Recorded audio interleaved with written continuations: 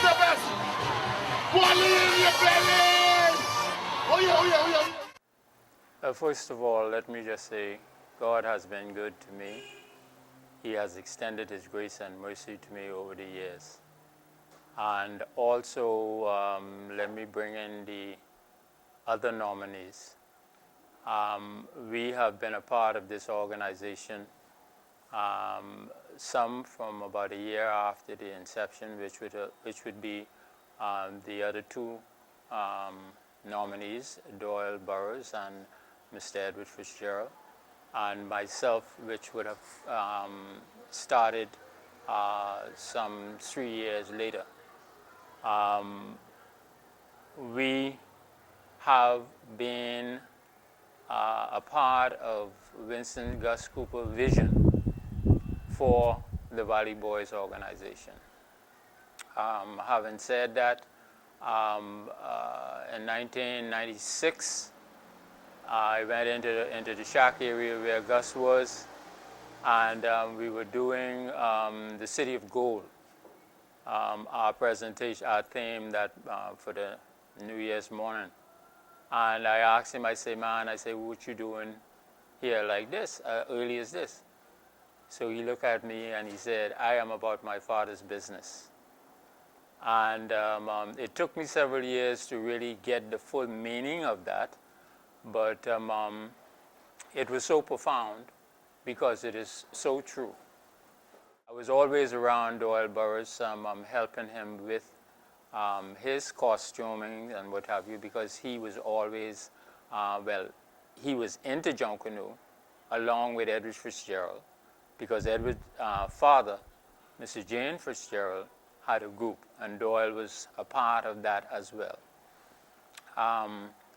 A friend of mine, a cousin, George Wilson, we call him Galah, I paced his costumes, or helped him pace his costumes.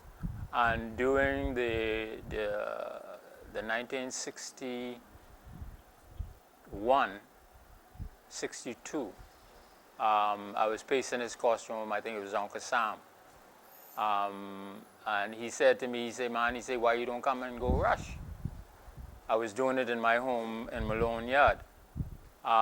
So I said to him, boy, Mommy I gotta ask Mommy. So he was there in my home and Mommy was there, so he said, well, go and ask her. So I went to her and I said, Mom, is it possible for me to rush? And she looked at me, she said, if Galah and Doyle say you can rush, you can rush. So Galah said, that's a done deal. And boy, after I finished doing what I had to do for Galah, I break off running up to Doyle. I said, Doyle, Mommy said I could rush. Doyle say, rush where? I said, but you stop from talking business. So I say, yeah, man. The Mommy said I could rush. So he said, okay. And it started from there. I got married in 1965. And one of my best friends in Junkanoo at the time was Ed McPhee. One of the Honourees, Ed McPhee. We go way back. We grew up like brothers. Ed was from Malone Yard and I was from Montrose Avenue. But he and I remember when I got married, I said, man, I get married, I can't. I don't know if I get bothered with this. He said, Doyle, I can infringe your costume. I always loved the sound of the cowbells, and I was attracted to it. The drums was okay, but it was just something about those bells that resonate with me.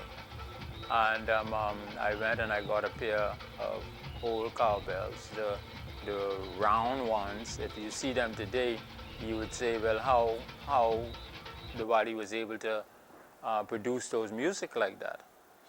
And at that time, we practiced at the juncture of Carew and Mount Royal Avenue, and we took that little corner heading west. And the residents of that corner was, that was something, that was a treat for them, because the body practiced there, and they get the first hand of the Junkanoo music in the area coming from there. Gus Cooper came to me and he said, you come here. which would have been in the front of the group, the section that Mr. Curtis normally line up. So I went and I stood down the line. So Mr. Curtis came to me and he said, "What you doing here?" So I say, "What I doing here?" I said, "Mr. Cooper put me here." He said, "No, boy, move. Go back." So I went, I looked at him, and I went about 2 rows back, which would have been probably the 4th row. But you can still see up front there in the movement. So I looked at him, and the only thoughts in my mind, I said, "Boy, I can get you." And, we went down. And I can tell you, the music that you're hearing now of the Valley Boys bell line is a part of what we produced then. Because you didn't have the horns, you didn't have the scrapers, you didn't have the added attraction. You just had the bells, the whistle, and a foghorn, and your drums. And as we went down Bay Street, I watched Mr. Curtis with his style of ringing bells. I watched him as he put his hand together and the sound coming out of those bells. I say, "Boy," and I started to do my thing. I started the 1-2. And we went down Bay Street as far as the old BEC place now, which is Pompey Square. We rest and we came back. And I was watching him, and I was doing the same thing. At that time, the crowd was receptive to us, so we stopped into Rawson Square. And after the rest period, we started to line up again. And lo and behold, I went right back to the spot where I was, and all of a sudden I heard, where that tall boy who was here. So he says, "You see him there?" He said, "Well, come here, boy, come here." I say, "What?" He said, come here, you, right here." The same spot that Mr. Cooper put me. And the rest is history. From 62 until Mr. Curtis retired, we were the force of the Valley Boys in the front line section.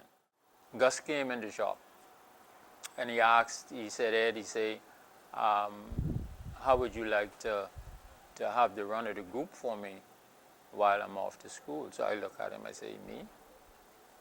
He said, "Yeah." He said, I spoke to Doyle, and Doyle said he believed you can handle it. He said, you always helping everybody getting their costume out, so, what you think?" So I say, "Well, if you say so, I say, but you sure?" He said, "Yeah, man, I believe you could do it." So that was the beginning of my involvement to the extent of getting the group prepared to go to Bay Street. I am still a part of that team now.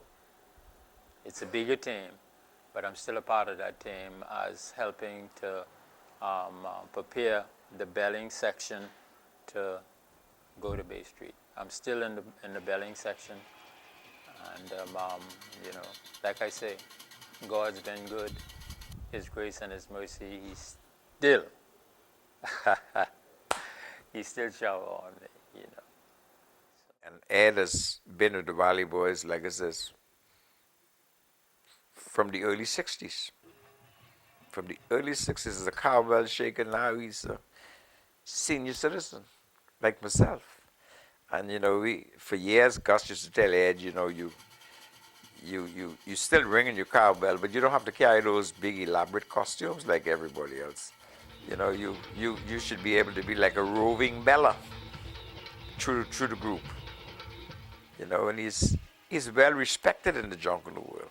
And he's mellow that he scare me these days. He gets so mellow now, he's when he called the talk shows, you better have a lot of time to listen, because he got breath like a marathon runner, But like I say, he's one of my childhood friends, and we're still friends today. Ed was one that you can always go to We used to call him the wise one. He has knowledge about everything that you need to find about. And suffice it to say that Ed was never a person who was confrontational. I've never had an exchange with him. Of course, we never used to see eye to eye on everything, but that's the way it was. But one big impact in my life that Ed has made was this. I could recall in 1976 when we carried American Indians. As the group began to line up, Gus came to me and asked me, where is Ed? I said, well, I saw him earlier, but I don't know where he went. Now, when we get down the road, we already line up. Here comes Ed, full regalia, American Indians costume. He pulled a hat trick on me that year because he didn't let me see his costume that year. And from that year, from 1976 to this year, I've never let that happen to me again, because what he did to me was he caused me to improve my skills, to become better in what I did. And I want to thank him for that. That was almost 40 years ago. But not only the belling, I think, was a part of my attraction to the production of Junkanoo. It was the people, the persons who were there. It was a bond that was created when we would have come together to do costumes. And it was the involvement of seeing a pants and a shirt, and you put that crepe paper on it, and when you look, that person transformed into a picture, right? And I got involved primarily by tinkering with. I always had a knack for adding on to my costume. I would get between 62 and 64, I would get the costume from Gus. Doyle would do the first model of what we would take into Bay Street, and I would take it and I would add a little bit of colors that I would have, and I would try to keep it away until we line up. Because what Gus would do, Gus would come, we would assemble at his home, and he would come and inspect. And if you ain't right, your position is go back further, because he wants the presentation to be as uniform as possible.